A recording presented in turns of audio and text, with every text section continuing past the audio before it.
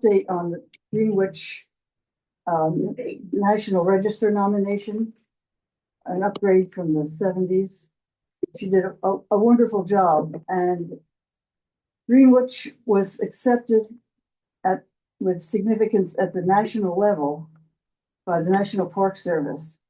And Joan had to make the case that of the 4 original Quaker settlements, which was Salem, Burlington, Philadelphia, and Greenwich, Greenwich has the most integrity.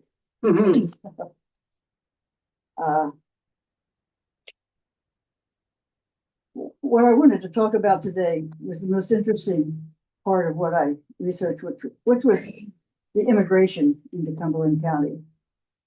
Of course, the Nanticoke Lundy Lenape were the first ones here by 10,000 years. And there's still about 9,000 people living in Cumberland County with relations to the Lundy Lenape. They are now a state-recognized tribe, and in the last year or two, they started having their powwows at the Cumberland County Fairgrounds instead of Salem. After the Lundy Lenape, the Swedes and the Finns and the Dutch were here in an unofficial capacity. The English arrived in Salem in 1675, and Fenwick laid out Greenwich that year. But the lots were not sold in Greenwich until 1685. And of course, as soon as the Europeans came, they brought disease. There seems to be some feedback. From the mic. Yeah. Can't do anything about it.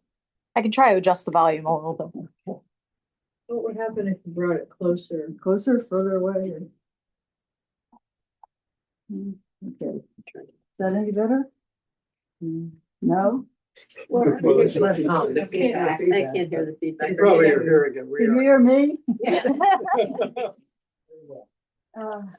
The Lundy Lenape said that 2 of their people died for every European that came here. And I would like to mention the concessions and agreements, which I think were just online. They're only mentioned in the Camden County article, and they couldn't be in Cumberland because it wasn't Cumberland when they were signed, which was 1675. But it really is an amazing paper. If there was going to be a trial where a European and a Lundy Lenape were involved, the jury was to be 6 whites and 6 Indians. And it has the strongest argument for religious freedom that I've ever read anywhere. It's all online. It's not that long. The whole thing is worth looking up and reading. It was written by the proprietors of West Jersey in England, but then all the settlers in what was then Salem County were required to sign it. The next immigrants were the Africans, but that was not voluntary. I don't know when the first slaves came to this area, but in 1695, my ancestor Thomas Watson was in his 40s. He was dying young with a wife and young children. And in his will, he stipulated that 1/3 of his land and all of his cattle were to be sold by his executor, and the money was to go to buy a Negro for his wife. So apparently it was the only way he saw to continue a livelihood for her. And I don't know if it happened. And I don't know if there are other slaves in this area at that time. In 1790 in Cumberland County, there were 120 slaves. In 1800, there were 75. And by 1830, there were 2. Ghoultown, which is east of Bridgeton, was settled in the mid-18th century by free blacks. It's reportedly by black men who immigrated from the West Indies, at least some of them, and married Dutch and Finnish women. And Springtown in Greenwich was settled in the late 18th century, early 19th century by free blacks and self-manumitted slaves. It had about 500 residents in the 19th century. Thomas Clement Oliver, who was an agent on the Underground Railroad in South Jersey, recounted in an interview in the 1890s that there was a tribunal in Springtown that examined every person coming into the village to make sure, black or white, to make sure they were who they said they were and they weren't slave catchers. And he said that Springtown was as safe as Canada. No one was ever taken from Springtown. It was like an armed camp. John Fanning Watson, who was the author of the Annals of Philadelphia and a founding member of the Historical Society of Pennsylvania, came down to Greenwich in 1843 to visit the home of his ancestors. And in his journal, he noted the integration of the blacks in the area. He said they all sat down to one common table in a room adjoining the kitchen or in the kitchen itself, having the working men of the farm eating at the same table and at the same time. They even admit the blacks to the same equality. And he goes on later, one of the professional gentlemen of the place, who has been educated at college and for many years as a legislator, tells me that he makes no scruple to set his black men down to the same table with his family. Apparently, this was something that really required being commenting on and was not common around Philadelphia area. Samuel Ringgold Ward came to Greenwich when he was about 3 years old, when his parents escaped slavery in Maryland in the 1820s. They lived along the Cohansey in the vicinity where Hitch's Marina has been most recently. They only stayed for 6 years, but in his memoir, Autobiography of a Fugitive Negro, he says that ever after that, he considered Greenwich to be his real home. The family had left here to go to New York because of the slave catchers in the area. It got to the point where one of his parents would sit up all night every night with a shotgun to protect the family from being taken. He said when he got to New York, it was no better, but at that point they had moved on.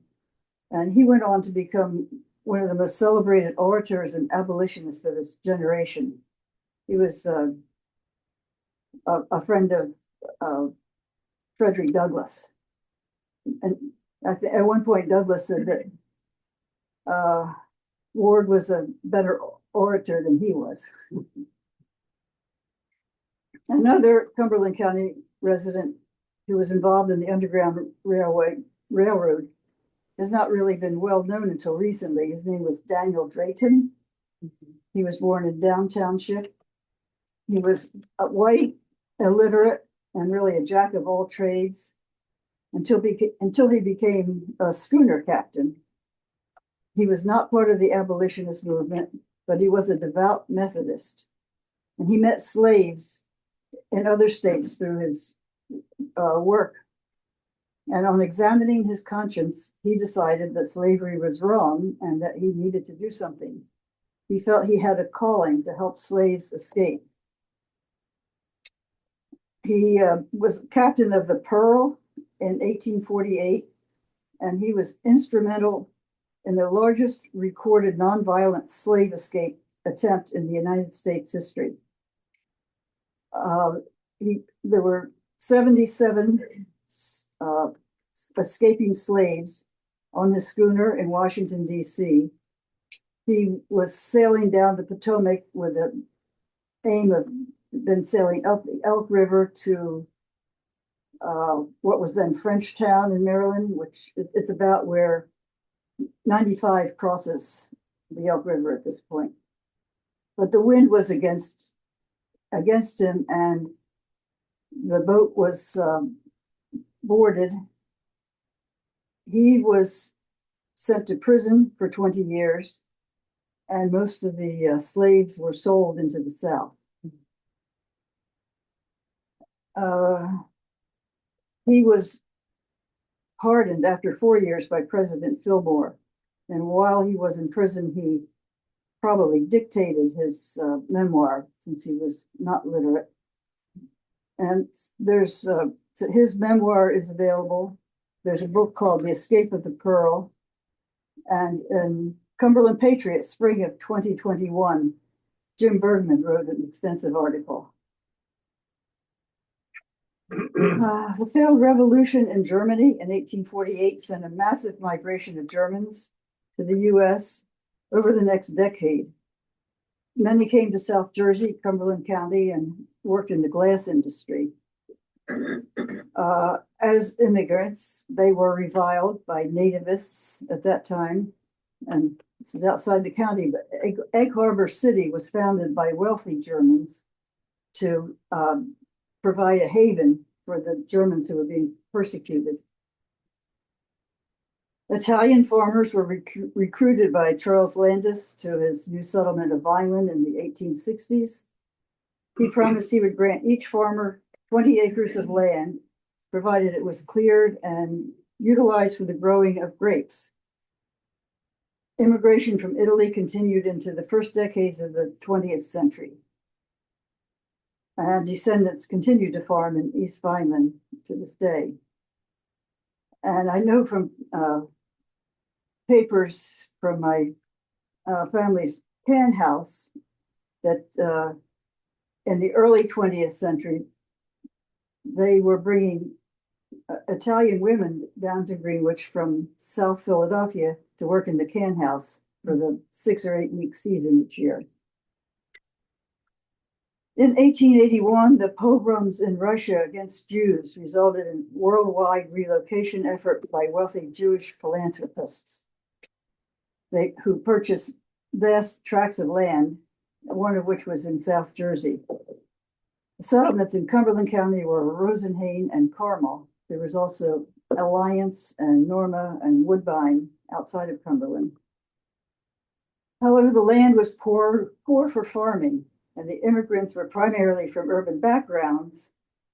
So many of them turned to clothing manufacturing. First, they had contracts with Philadelphia firms, and later they had started industries in Bridgeton, Millville, and Vineland. Many of those who did continue farming turned to egg farming, since that doesn't require good soil. And Sam Feinstein, late of Bridgeton, wrote a while ago that he counted over 100 Jewish professionals, doctors, lawyers, and accountants working in Bridgeton in the mid-20th century. Also in the 20th century, groups came from the Ukraine, Russia, and Greece. A second wave of African Americans came from the South. Many of those were coming as seasonal migrating laborers and then stayed on. And perhaps the most significant wave of immigrants to Cumberland County at mid-century was initiated by Seabrook Farms in their search for labor during and just after the Second World War. They recruited incarcerated Japanese Americans and Japanese Peruvians who were brought here about 1942, 1943. About 3,000, I believe, came to Seabrook.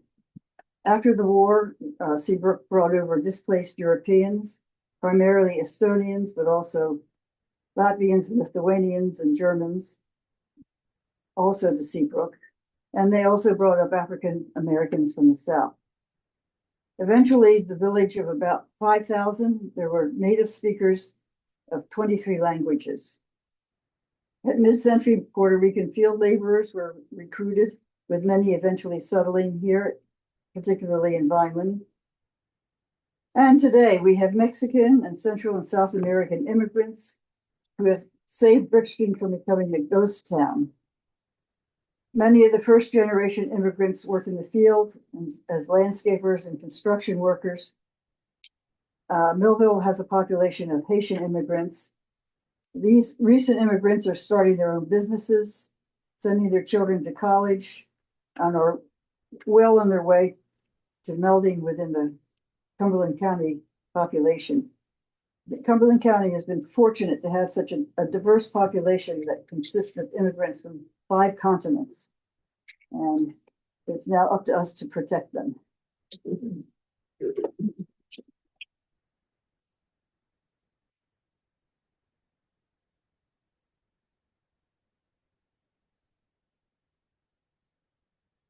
Thank you, Penny Watson. That was very insightful and a new lens into Cumberland County that I don't think many people think of often when they think of Cumberland County.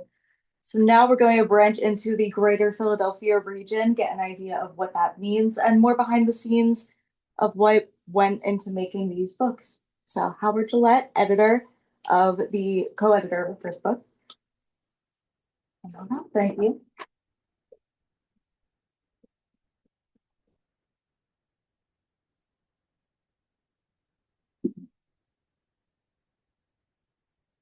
Thank you, Penny. It's a wonderful occasion for me because I edited Penny's essay for this volume probably 10 or 12 years ago. We never met before. We never met before today. Lots of emails. And lots of emails, lots of back and forth, and you can testify what it means to write for an academic publication time and time again, doing more work and more work. But it's a terrific essay, and I hope you'll get a chance to read the full essay. I'm not from South Jersey. I'm proud to be married to a South Jersey native from Vineland. Margaret Marshall was dean of Rutgers Camden when I came to join the faculty from George Washington University, where I was an expert on DC. So I'm interested in the Pearl story. Nice story.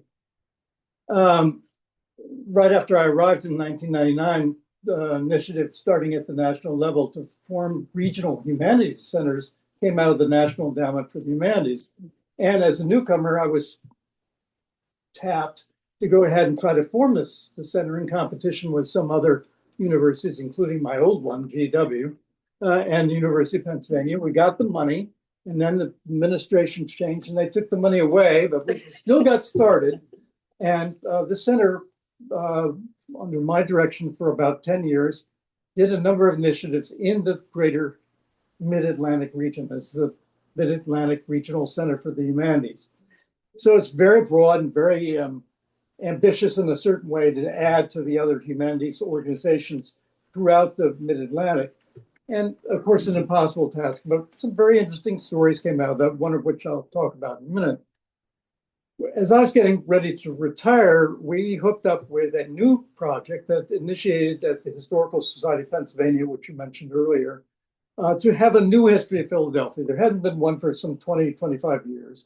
And Gary Nash, a very well-known colonial historian, said, we need to do this. And Charlene Myers is going to do it for us. Now, Charlene has an interesting background. She is the editor-in-chief of this whole project. She was an Ohio newspaper reporter who won a Pulitzer Prize, came to Philadelphia, worked for the Inquirer, saw the future of newspapers and got her PhD. I'm not sure that was looking ahead either, because historians are going to see the world shrink around them too in the future. But she went to Villanova and shortly thereafter started this project and brought it to Rutgers as she became my successor some 15 years ago. I became a co-editor of the larger project, and we had a third partner from Villanova University, from St. Joe's, Randall Miller. So the idea was to do a book much like the one in New York or the one in Chicago, both of which had gotten quite a bit of attention in the late 20th century. But the National Endowment for the Humanities was changing its focus in this new era, and they said, we really want digital work. So we pivoted in order to get the money from the National Endowment, and we created over the last 15 years an online encyclopedia, which is open to you. It's the Encyclopedia of Greater Philadelphia. That's all you need to look for. And there are about 900 entries on that website. We wanted to have 1,500. We didn't get that far. Finding authors beyond the sort of obvious topics was very difficult. luckily, we found people like Penny who we didn't know about and who came forward themselves and volunteered.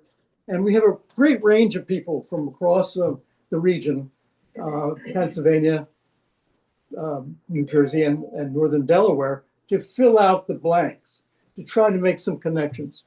Well, as the 250th anniversary was approaching, Penn Press, which had been interested in this project from the beginning, said, we should publish some books because people will be coming here from around the world. They want to know about this. They ought to be able to take something back with them.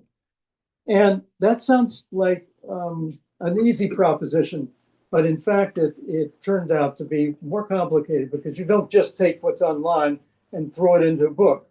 We needed to curate this massive system and make sense of it. So what we ended up doing, the easy part, the part that I did with Carolyn Adams, who was Margaret's dean at Temple before she retired herself, political scientist, and I created the first volume, which is basically the geography of the greater Philadelphia region. In this way, we tried to bring in the collar suburbs in Pennsylvania, the 5 South Jersey counties that are usually identified as South Jersey, including my own county, it's Camden County, and northern Delaware, one county in northern Delaware, and see all the ways in which the topography lend itself to settlement lend itself to community formations, and the different kinds of ways in which those formations materialized in terms of jurisdictions. So the structure of our book is pretty simple. It starts out with natural features. It talks about the early native population, the ways in which the different foreign countries settled different parts of the region on both sides of the Delaware and Schuylkill rivers.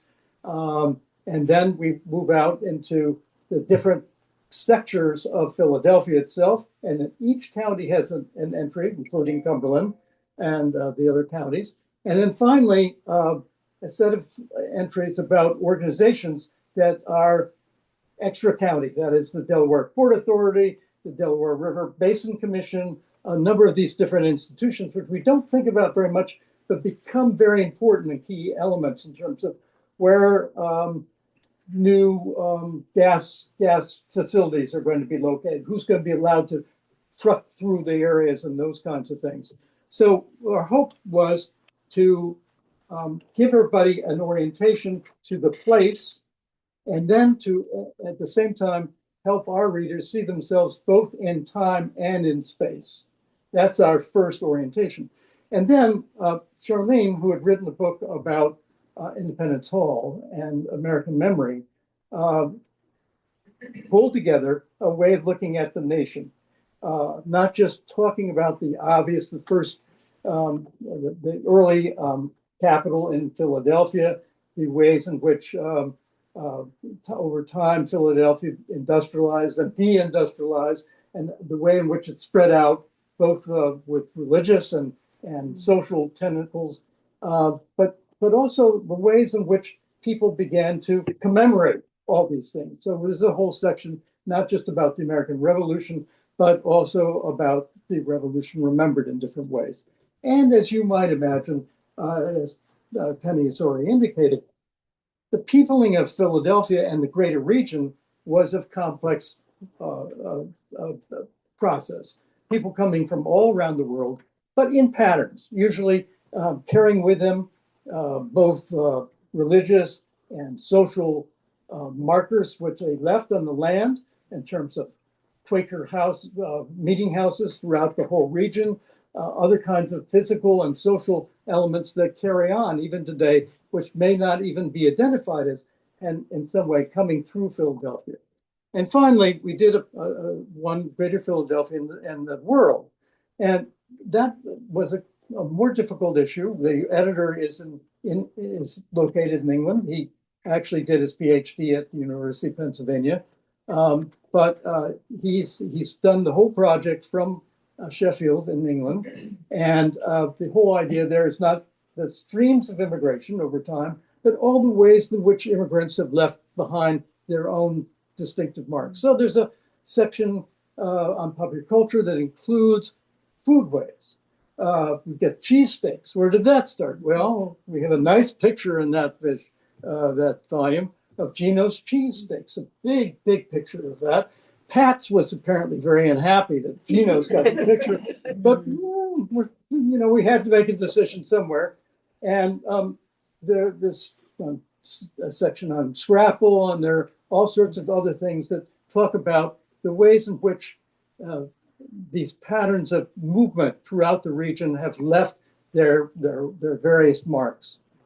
Now, again, I think Penny's given us a great microcosm, and I hope you get a chance to read the whole Cumberland County entry, because it goes well beyond what Penny was able to talk about today. But it's quite clear. We can't talk about this region, we can't talk about this county, we can't talk about any of the things in our area without talking about immigrants, without talking about the mixture of peoples who were here, including African Americans. Now, one of the first projects I got involved in Philadelphia was the President's House. And some of you, I hope, have heard the story about the President's House. The current president has said, we don't think we ought to tell things that are difficult stories in public places.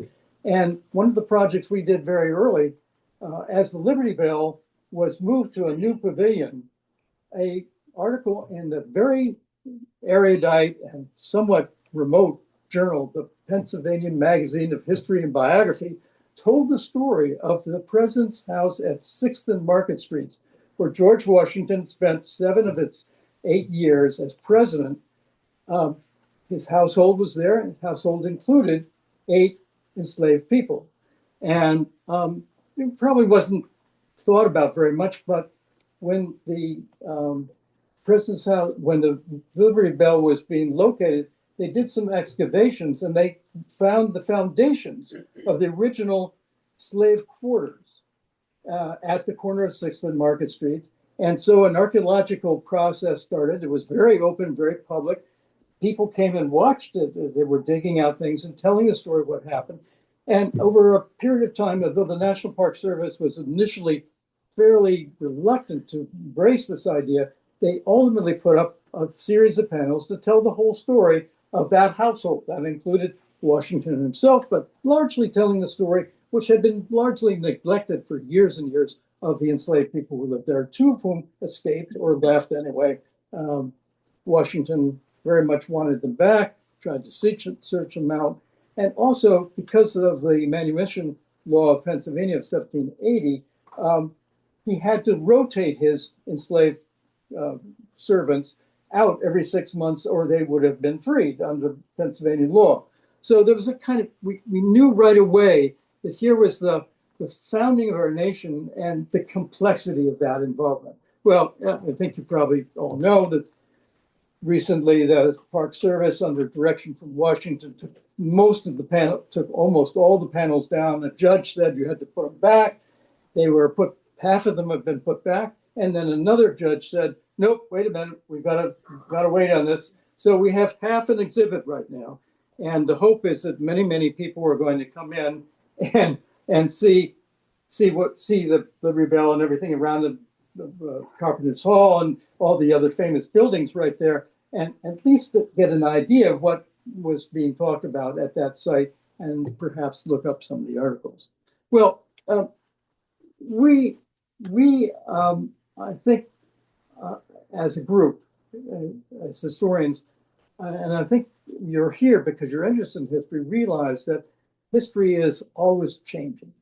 We learn new things. We try to incorporate new things. We didn't know about all the details of the President's House until Edward Lawler wrote this article in 2002.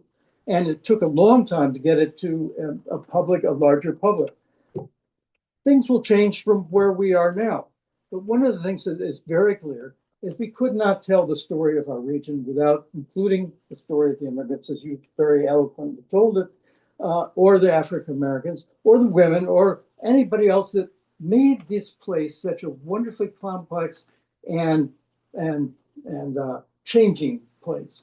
And one thing we try to do by doing these relatively short articles is to give you basic facts, all of which have been academically tested in the normal way. They've been fact-checked. They've been reviewed by other scholars. So if you know the history as we know it right now is right, we also know it'll be different in the future. But it's a foundation for people going forward. But we also try to be pretty comprehensive about it, so that there are lots of things that you might not think about. And yet, at the same time, we could only put so much in 3 volumes. So one of the features of these books, and it's also online, but updated for the books, is what to do next. If you're interested in a topic, where can you go to find a historic site or a monument or a trail? They're amazingly, and this is one of the great things about the book, the native trails help set the way for lots of pathways that followed. As the Europeans arrived, they followed the pathways that the natives had set out. I found in Haddonfield, there's a small piece of trail right in the corner of an area that's right by 295, and everybody drives by every day, and nobody has an idea that that trail still exists, that you could see some remnant of it. There's no marker there, but somehow I found in searching for what to do next, this little reference that said, there's the trail. So I had to go out and find it myself. These are the kinds of things we hope people might be doing, that they look at things and they say, oh, I'm interested. Finally, one of the things I really love about these books, the photographs, the images. I'm a historian. I've written 4 or 5 books. I've never had a book that had color in it. This has color pictures throughout. About 2/3 of all the 100 photographs in each of the books are in color. And then just to take Cumberland County, I've turned to page 276. On the left-hand side is a photograph of the night scene in Cumberland Glass Works in Bridgeton. Lewis Hine, 1909, from the Library of Congress. Lewis Hine name probably resonates, one of the great urban photographers of all time. Went into all these industrial sites throughout the country and took these terrific photographs. So on the left side, black and white, certainly, 1909. It's going to be black and white. And on the right side is a painting by Thomas Akins called "Pushing the Rail." And these are people out in the marshes looking for birds. And the juxtaposition of Akins and Hine in the same location, Cumberland County, is just one of the examples that keeps reverberating throughout the book. So I had a lot of fun there. Online, you can see many of these photographs, but to illustrate the book, we wanted to get some new material, going and looking at things that hadn't been published before, hadn't been put together before, just began to jump out. So we have Geno's in one case. We have a picture of the mural in South Philadelphia that showed Frank Rizzo, the very controversial police chief and then mayor of Philadelphia, whose mural was painted over because it was so objectionable to many African Americans in the city because of the way he handled himself in both capacities.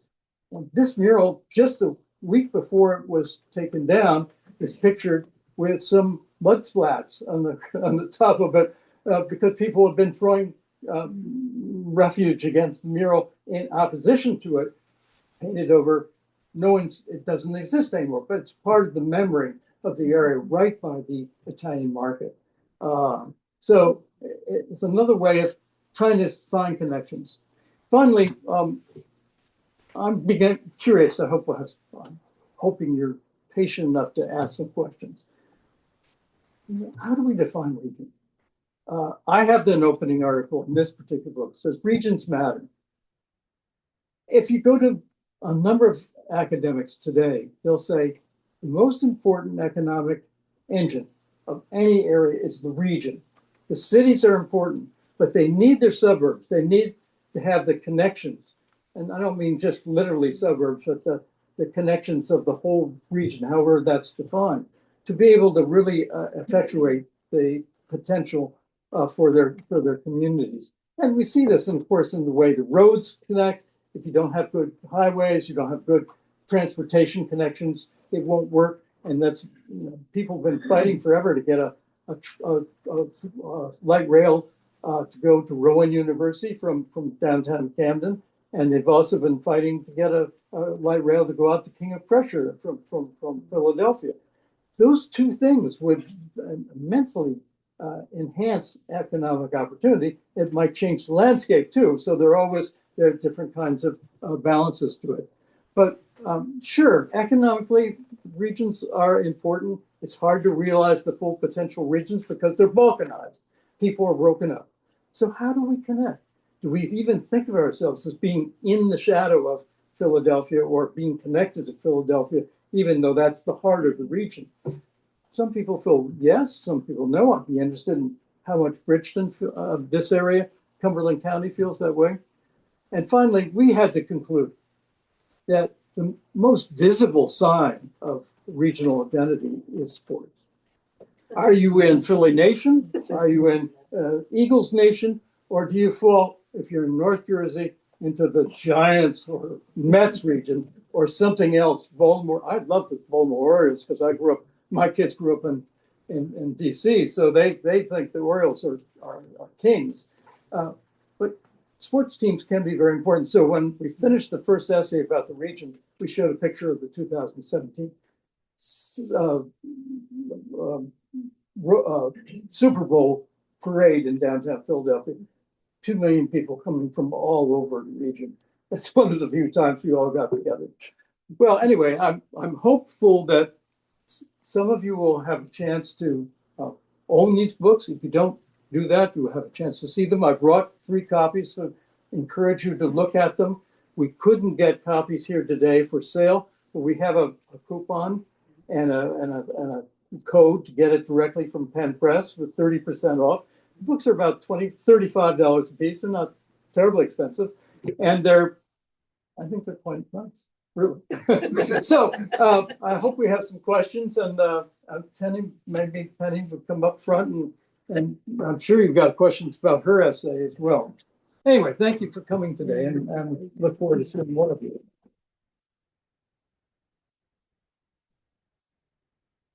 Yeah, do we have a set of these books? Not yet, no. So this That would be a first step. with the Historical Society. Yeah. A set of these books and have them available. Yep, Because absolutely. We have researchers here every week coming from all over the place. That's what this library is. It's a genealogical research library with a lot of really interesting stuff. Well, I only had 10 minutes before the talk, and I saw lots of things I was interested in. I agree with you totally. No, we'd like to add this to the group. I think that makes a lot of sense. We're gonna have one as soon as you're available. Okay, For this library. great. So if anybody has any questions, this is also open to anybody on Zoom. Feel free to type in your questions. Oh, I'd just like to Zoom, make yes, a okay, comment. yes.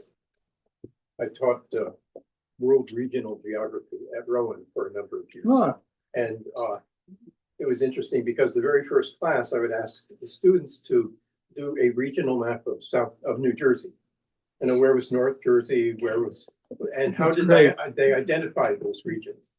Every single map was different. And the extent of South Jersey, because it's a South Jersey University, the extent of South Jersey was mammoth compared to, I think, how Well, that's how we feel. it's like maps of Texas, you know. People, Texas. But that whole question of regionalization and how that works, I think is really important. did you, just in reaction to having that happen, do you have a good sense of how close South Jersey is to Philadelphia? I mean, I think there are lots of different layers, and I think you were saying that. I'm not a good person to ask because I'm a Haddonfield refugee. That's what they call us down here. Okay. 5 years ago, we moved down here from Haddonfield. So. Oh my God! Well, maybe we will be following you. So. Only if you want to be near my so I feel- family. And my wife is native to Philadelphia, so we feel strong connections to Philadelphia. And most of our families in Camden County, and some on the other side of Philadelphia. So. Our sense of is probably a good bit different from somebody who grew up here and has stronger identifications to Cumberland County. When I taught at Southgate, which was my first job after graduate school, I once had my students come up. I lived in Haddonfield, come up, and I took them on a tour of Philadelphia was an urban history class. And you would have thought that I was asking them, I didn't make them, I just asked them, that I was asked them to like go to Alaska or something, you know? Like, what? You're gonna get on the food line? And then you're gonna go into Philadelphia, and then we, one of the historical institutions in Philadelphia, let us use one of the, it wasn't a real trolley, but it was a trolley with wheels. And we went up into look at some of the old industrial sites of Philadelphia. And I said, and now we're gonna get off the trolley. And they said, we're gonna get off? We're gonna walk in the neighborhood? So that's the kind of connection they felt to the city, as if it was a foreign country and there were spikes up the Delaware River. So I don't know if it's still like that, but it's, you know, we're New Jerseyites. Yeah, I grew up in, near Media, Pennsylvania, in Delaware County, sort of southwest Yeah. of Philly. I grew up in I was there late fifties through the sixties. And Philly was like a place we never, ever would go to. I mean, I think I was an adult before I even went to Philadelphia. that's interesting. But one factor, and during that time, I remember how filthy, really physically filthy, the air was in the big cities. Mhm. And so I think that might have been some of it, you know, just the environmental aspects, but yeah, from industry, I'm sure. But that was my experience. I think it's probably different now. I don't know, when I was growing up, we went into Philadelphia regularly. I went in to buy school clothes. Don Wanamaker. Oh, yeah. Strawbridge and Clothier. Yeah. With an eagle. And, well, my father had a canning house, so there was a broker in Philadelphia, so he had business there, so that was, I guess, just more accustomed to it. Well, I know people from Salem used to go up to Philadelphia. There was a train. So And there was a there's train lot from of that. Richmond. Right, so. One of the things that I was surprised about, and I think there are traces of it still, was how much South Jersey was used as a recreational area for people from Philadelphia. So they did come by train, go different parts of Gloucester County and Salem County. And I assume they came here too for a different reason. But it was. Yeah, the steamships stopped. Yeah. In Salem, Greenwich, and then one of them stopped in Seabreeze, which was a resort on Delaware Bay Yeah. that Philadelphia people frequented in the early part of the. That's an 20th interesting, century. because I don't think we even touched on that. I will tell you the biggest omission in this whole project. And I don't want you to tell anybody, because I'm embarrassed about it. Really, truly, I've tried hard. There is no entry in this series of books about the Jersey Shore. And I was tempted at one point. I actually had to write an article about the Schuylkill River, about which I knew nothing because no one else would write about it. And then that took a life of its own. But the Jersey Shore is really a big topic, and you don't want to do it wrong because people have strong feelings about this shore and deep experiences. We have the Poconos. We don't have it in the books, but we have an entry online about the Poconos. It's the South Jersey Shore, just too important to pass over, and particularly for the region because it's one way Philadelphia and Jersey connect up. And I would love to know more about it. I'd love to have a really social history of South Jersey. Have you ever heard of the Coastal Heritage Trail in Jersey? Yes. So they developed these thematic, these themes. Yeah. I think one was recreation, so there's some documentation Mhm. written for that. But he couldn't get anybody to write the I article. had candidates. I had candidates write this. I'm very thankful for Penny. It sounded so easy, sitting in the Historical Society group that was probably 3 times the size, 100 people maybe for a big meeting, and lots of historians in the audience. You said, let's do a new history. We'll get all this new material and get it into a new book. And then after the easy topics were done, you start looking for people to fill in the gaps. And, I wrote all 3 county histories of the 3 counties north of Salem. I didn't know, I wrote a book about Camden, so I had some experience because Camden certainly interacts with Camden County and something with Gloucester, but I didn't know much about Gloucester or Burlington. We couldn't find people to do those essays. So, I actually had a candidate for Gloucester for another 9 years. He kept putting me off and putting me off. He would have been great. So we give basics, and Penny gave us a good deal more than basics. One thing she didn't say about, which I really love about your essay, so here I could say, you started with the topography, you started with the geology, and that meant so much in terms of what happened in this area throughout South Jersey. And we have a wonderful essay about the topography, the natural features, but it can't cover everything. It just gives you some basic idea where the plains are and where the mountains are and how they interact. And that's very important in terms of the settlement patterns that emerge. So there are plenty of more good books that can be done on our region. This is a kind of primer and a basic introduction for people who know a lot maybe already, but don't see all the connections. And that we hope that this will show more ways in which the different pieces of this are connected. Looks like a nice coffee table book too. I'm sorry? Looks like a good coffee table book. Yeah. Well, it is a good coffee table book, but I will tell you it has substance to it too. It's So, supposed to be a coffee table. Yes. It's supposed to look good, and it absolutely. does look good. I'm a historian too, although I'm a historian of medicine. And so when he was doing this and they were finishing and they're all slogging through everything, is this right? Is that right? All the fact checking, everything.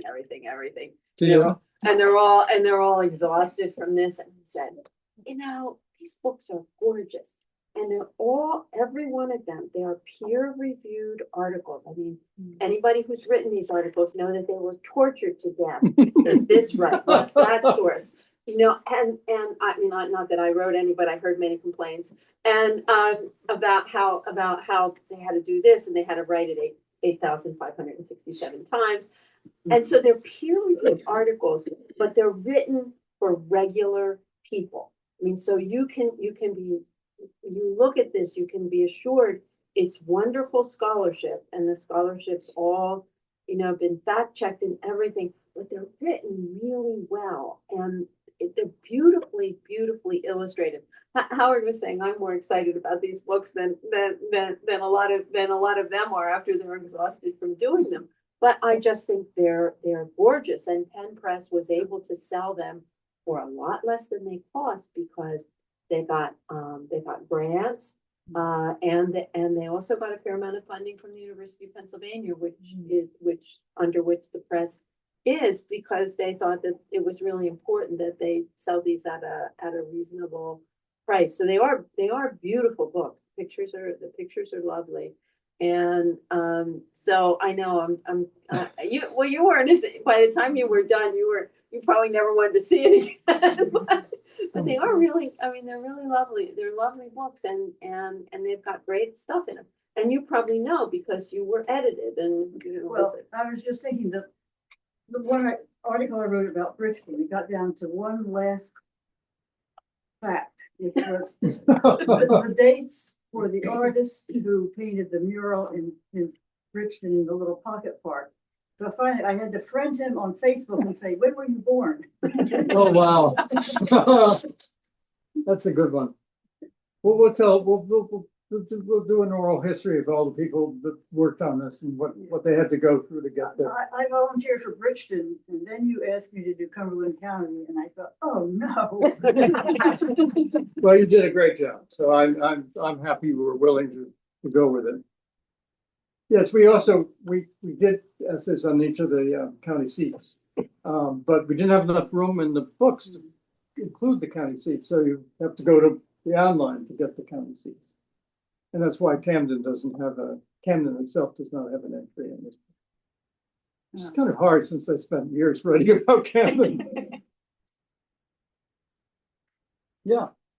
This isn't so much the question as an observation, which this discussion made me go back to my preteen years, there were resorts, not at the shore, not at sea, I'm not talking about sea breeze. There were resorts in Norma and at Rainbow Lake, which is just a little tiny sliver of Pittsgrove Township, which you go through from here to Vineland. There were resorts. There was the Rainbow Lake Hotel, which I went to as a young boy in the mid-50s. And there was the Hirsch's Hotel in Norma, which was kosher, which was important to the Jewish people that came down. They would come down from Philly. Hirsch's Hotel had a pool when I went there once with one of my Jewish friends who lived next door to my grandparents. And Rainbow Lake Hotel actually had a guest, not a hotel so much, but it just got torn down. I can't think of the name of it anymore. It was just west of the Bend.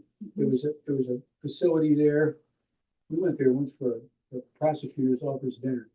I can't think of the name anymore, but these were people came down from Philadelphia. Now, Rainbow Lake Hotel was where there was a house. It was new.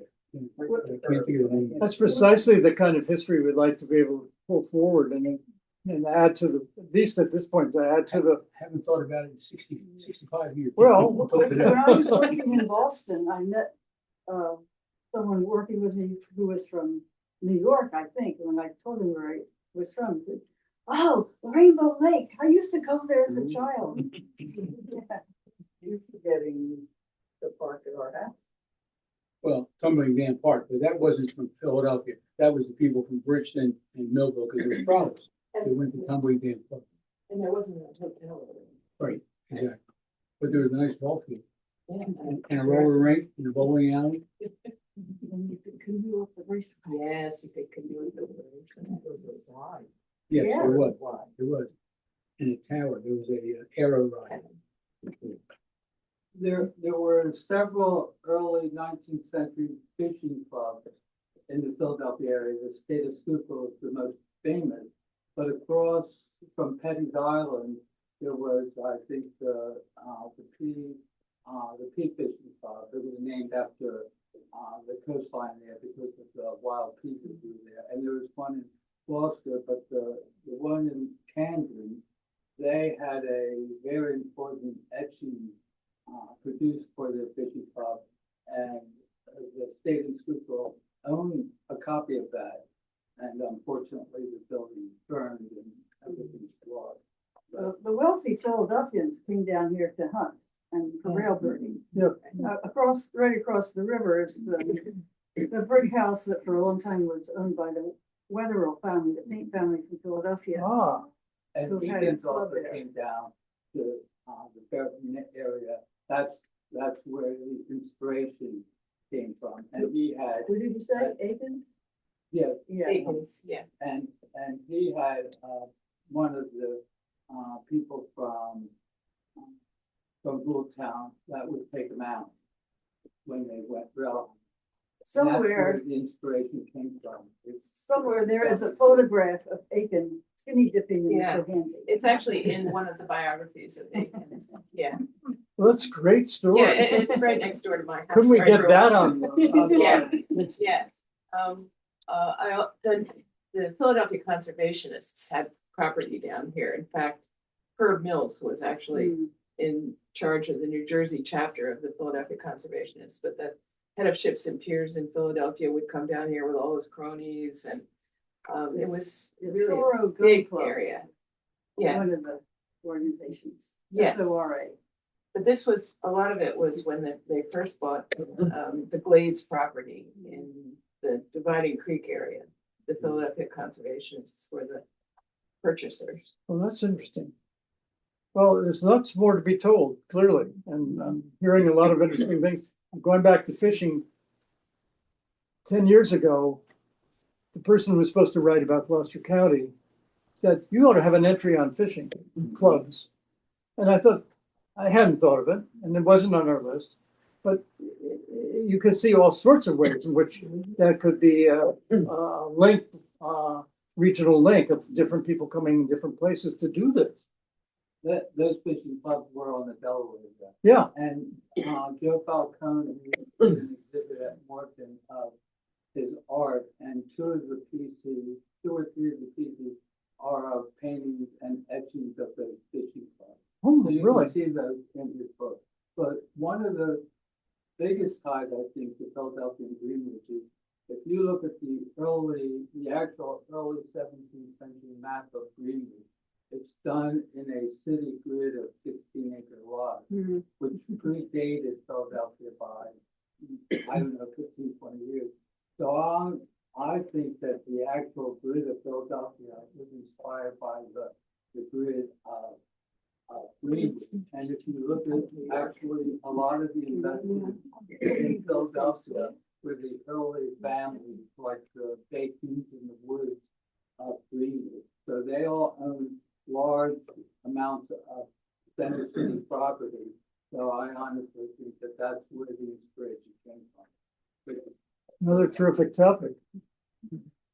Well, it's interesting that the book is a vehicle for bringing up all these kinds of Yes, things. it is, in a absolutely. History context. I will tell you, this is the first county historical society we've done a talk at.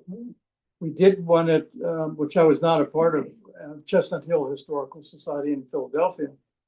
And we're trying to get Camden County. Apparently, I just understood that they don't, their meeting room is not accessible at the moment because of structural issues. But I would love to have one in every county because it's exactly the kind of feedback I'm getting right now. Leads to a second edition, with more things to be said because, as I said, we didn't get the experts necessarily to get to write that. We brought new people in. There was a doctoral student at Folk Life Department who did her master's thesis on Springtown. The cultural life of Springtown. It's a copy of the meeting notes, and maybe a copy here, I'm not sure.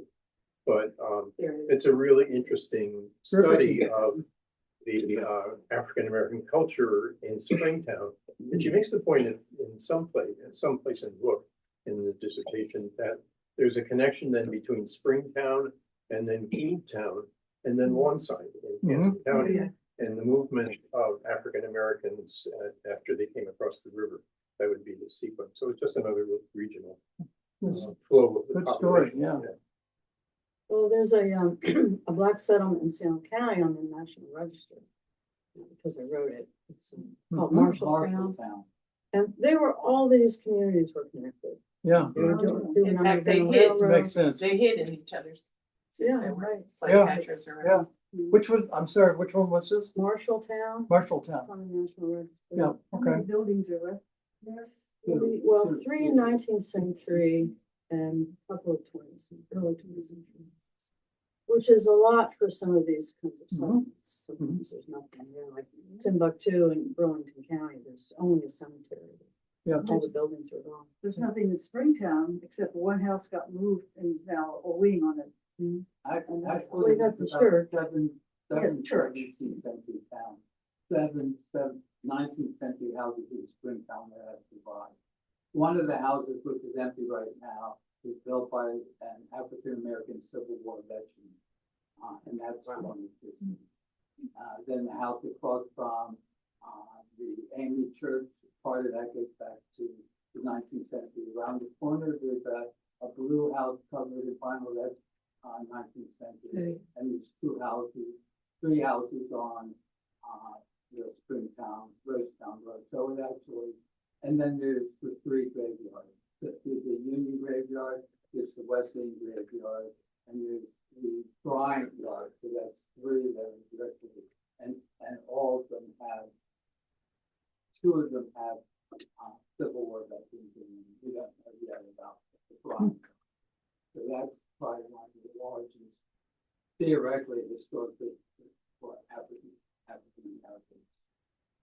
And even with the Hanbury Hill, and that was formed by the African Society of Methodists, that was a direct tie with that church organization with organizations in Philadelphia, because there was movement back and forth between Greenwich, Salem, with transferring of products by shipping back and forth in Philadelphia. So the people that were involved here were also involved with church services that took place in these Philadelphia. No, you made a point that reminds me of what Charlene Meyer said at our last session we did from another one of these talks, is that in some ways the modernization of the world has made it harder to see the region. When we had natives dominant, it was easy to see the region because they spread out throughout the region and they had all these connections. You talked about a sub-regional group that acted regionally too. And I think those are the things that we don't really see, and we see pieces of it because we know, oh yes, I know about Timbuktu, but no, I've never seen anything that survived there. I've only known it was there at one point. And I think there's a lot of things we could still add to the stories we're trying to bring together. And that's the beauty of having a continuing website, because this will continue to build. Unfortunately, all the people who started it are not there, and it's not the priority anymore. But we're going to be adding to it. And Tia didn't get credit for having worked on this project, but she's connected to it too. So even though I never met her before today, we know that she was in the putting things together for us while we were trying to get this book out, these books out. This is another connection here to society. Anyway, I think it's great to hear your stories, and I hope you keep them coming. And certainly I've learned a lot by being here today, so it's great to have you in the room with us. Thank you. Thank you very much.